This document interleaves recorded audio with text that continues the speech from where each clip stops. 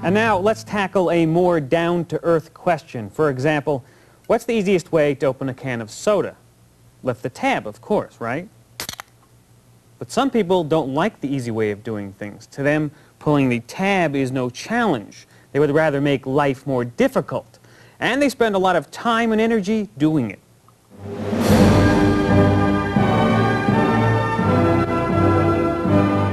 Purdue University, West Lafayette, Indiana. A place steeped in scholarship and learning. And the place where each year students disappear into their basements and workshops to compete in the Rube Goldberg machine contest.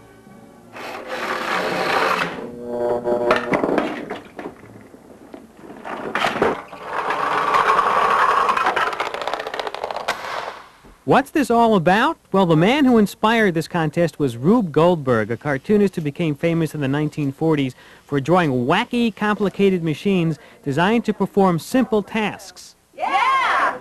At Purdue, the contestants not only design them, they have to build them too. This year's seemingly simple challenge? To open a can of soda. One of the contestants, Stephen Boyd, demonstrated his Goldberg-inspired invention. Let's give it a try and see if it works. And keep our fingers crossed.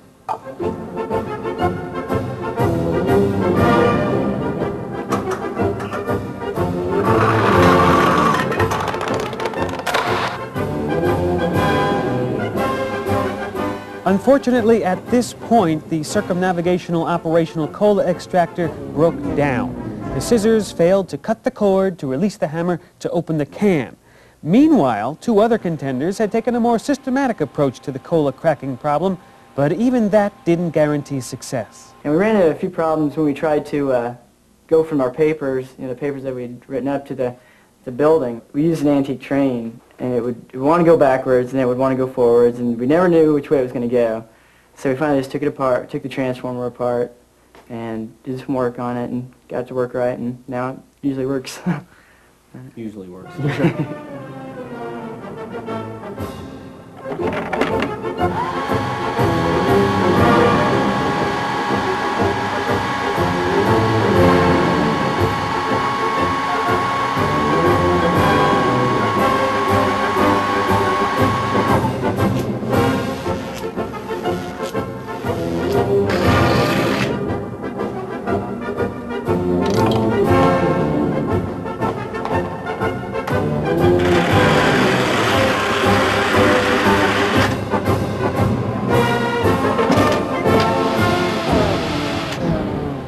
Wire broke.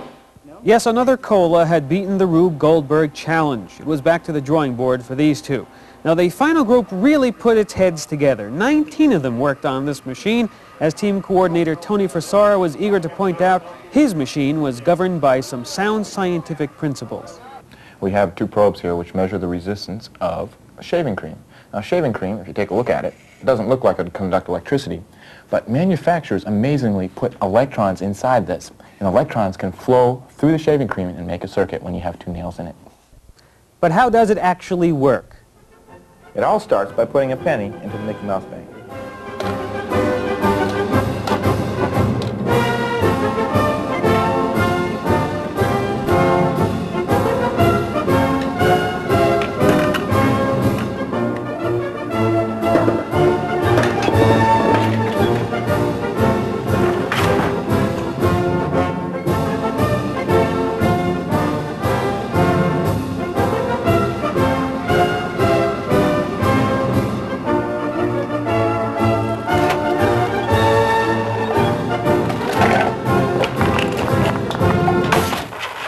Triumph at last, a machine that gets the job done.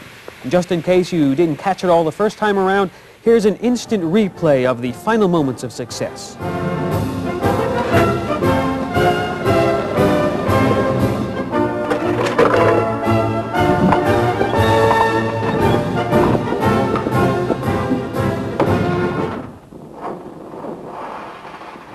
The only thing to work out now is how to get the cola out of the can and into your mouth. Well, do you find yourself saying after watching this, I could invent a gadget as good as that or better? Well, seriously, we'd like to see you try. We're not necessarily asking for a Rube Goldberg type of invention, but we are looking for any invention, crazy or serious, big or small, that you think could revolutionize life as we know it, or just simply make better toast, if you like. Now, we've got lots of examples of inventions here. It could be something as creative but simple as this burglar alarm. Watch this. Like that, there's a little buzzer right at the top there. Or it could be something as useful, I guess this must be useful, as this handy glove. Or as earth-shaking, watch this one, you're going to like this, as this wind-powered fishing rod, huh? Who can live without this baby? Now, if you dare, send us a picture of your invention. Do not send the invention. We have no room for all the inventions here in the studios. Just a picture of it and details, a diagram or something explaining what it does and how it works. Send it all to Inventions, Newton's Apple, Post Office Box 1983, St. Paul, Minnesota 55111. Now we'll bring them right here on the program and let